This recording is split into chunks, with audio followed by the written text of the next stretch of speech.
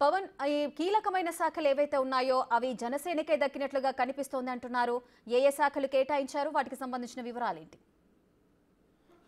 కూటమి విజయం వెనకాల అటు జనసేన అధినేత పవన్ కళ్యాణ్ పాత్ర చాలా ఉంది అనే అభిప్రాయం చంద్రబాబు నాయుడులో ఉంది. అందుకే తన తర్వాత అటు జనసేన అధినేత పవన్ కళ్యాణ్కు అత్యంత ప్రాధాన్యత ఇస్తున్నట్లుగా భావించాల్సి ఉంటుంది. ఎందుకంటే ఇప్పుడు అటు సీఎం చంద్రబాబు నాయుడు దగ్గర ఉన్న శాఖల తర్వాత అత్యధిక శాఖలు ఉన్న మంత్రిగా అటు పవన్ కళ్యాణ్ ఉన్నారు. అవి కూడా చాలా కీలకమైన శాఖలన్నీ కూడా పవన్ కళ్యాణ్కు కేటాయించడం ద్వారా ఇప్పుడున్న మంత్రివర్గంలో అటు చంద్రబాబు నాయుడు, ముఖ్యమంత్రి చంద్రబాబు నాయుడు తర్వాత అంతా పవర్ఫుల్ నంబర్ 2గా పవన్ కళ్యాణ్ని ప్రొజెక్ట్ చేయడం కోసమే ఈ పోర్ట్ఫోలియోలన్నీ ఇచ్చినట్లుగా భావించాల్సి ఉంటుంది. అంతేకాకుండా అటు పవన్ కళ్యాణ్ కూడా స్వయంగా ఈ శాఖలు కావాలని అడిగి తీసుకున్నట్లుగా అయితే తెలుస్తుంది. ఎందుకంటే గతంలో ఇందులో పంచాయతీరాజ్ కావచ్చు, అట్లనే పంచాయతీరాజ్ అటు రూరల్ వాటర్ సప్లై ఈ 2 శాఖలు కూడా గతంలో అటు నారా లోకేష్ మంత్రిగా విధులు అటు మంత్రిగా ఆయన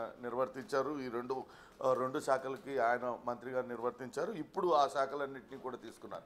వాస్తవానికి జనసేన పార్టీ 21 సీట్లలో గెలిచినప్పటికీ కేవలం అటు ఉన్న ప్రభుత్వ వ్యతిరేకతతోనే వీళ్లకు ఇంత అద్భుతమైన విజయం లభించిందని భావిస్తున్నారు. కానీ క్షేత్రస్థాయిలో పార్టీ అంతగా నిర్మాణం జరగలేదన్నది అటు పార్టీ నేతలు కూడా అంగీకరిస్తున్నారు. ఇప్పుడు ఈ శాఖలన్నీ తీసుకోవడం ద్వారా రాష్ట్ర వ్యాప్తంగా అటు పార్టీని బలోపేతం చేసుకోవడానికి అవకాశం ఉంటుందని పవన్ కళ్యాణ్ భావించినట్టుగా తెలుస్తుంది. అందుకే అటు ఎక్కువగా ఆంధ్రప్రదేశ్లో అటు రూరల్ ప్రాంతం, గ్రామీణ ప్రాంతం ఎక్కువగా ఉంటుంది కాబట్టి అటు గ్రామ స్థాయిలో పార్టీని బలోపేతం చేసుకోవడానికి నేరుగా పబ్లిక్తో ఇంటరాక్ట్ అయ్యడానికి అవకాశం ఉంటుంది.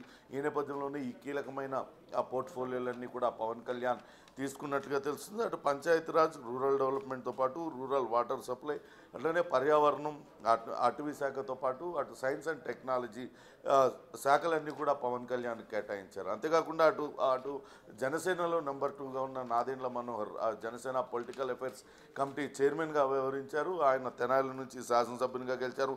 ఆయనకు కూడా పబ్లిక్లో ఇటీవల అటు జగన్ ప్రభుత్వం అక్కడ ఏర్పడిన తర్వాత అక్కడ ఏదైతే రేషన్ వస్తువులన్నీ కూడా నేరుగా ఇళ్ల వద్దకే తీసుకువెళ్ళి అందించారు. ఇదంతా కూడా కొంత పబ్లిక్కి అటు ప్రభుత్వానికి దగ్గరయ్యే ప్రయత్నం జరిగింది.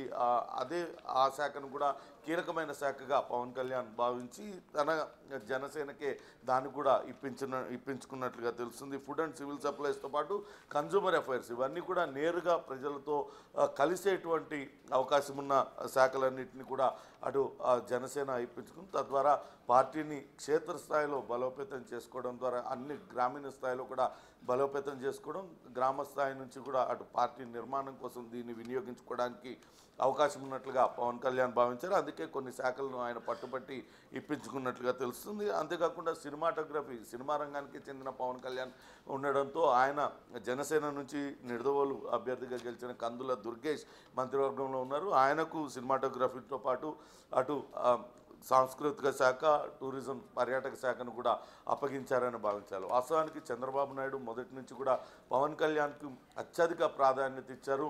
ముందుగా అటు జగన్ ప్రభుత్వం ఉన్న సమయంలో జగన్ వ్యతిరేక ఓటు చీలిపోకుండా ఉండడానికి ఖచ్చితంగా తాను టీడీపీ వెంట నడుస్తానంటూ పవన్ కళ్యాణ్ చెప్పారు. ఎటువంటి షరతులు లేకుండా టీడీపీ వెంట నడవడానికి ఆయన సిద్ధమయ్యారు. తర్వాత అటు చంద్రబాబు నాయుడు అరెస్ట్ అయిన సమయంలో కూడా పవన్ కళ్యాణ్ గట్టిగా దానిపైన మాట్లాడారు. ఆ తర్వాత ఎన్నికల సమయంలో 3 పార్టీలు అటు బీజేపీతో పొత్తు కోసం కూడా పవన్ కళ్యాణ్ తీవ్రంగా కృషి చేశారు. 3 పార్టీలు సమయంతో పనిచేసేలా చేయడంలో పవన్ కళ్యాణ్ది కీలక పాత్ర అంటూ ఇటీవల చంద్రబాబు నాయుడు కూడా చెప్పారు. ఈ నేపథ్యంలోనే చంద్రబాబు నాయుడు అది స్పష్టంగా చెప్పదలుచుకున్నారు. అందుకే తన తర్వాత ప్రభుత్వంలో తన తర్వాత స్థానం పవన్ కళ్యాణ్ది అని చెప్పడం కోసమే ఆయనకి ఈ పోర్ట్ఫోలియోలన్నీ కూడా ఇచ్చినట్లుగా భావించాల్సి ఉంటుంది. మొత్తం మీద అటు చాలా కీలకమైన పోర్ట్ఫోలియోలన్నీ కూడా జనసేన మంత్రులు దక్కించుకున్నారని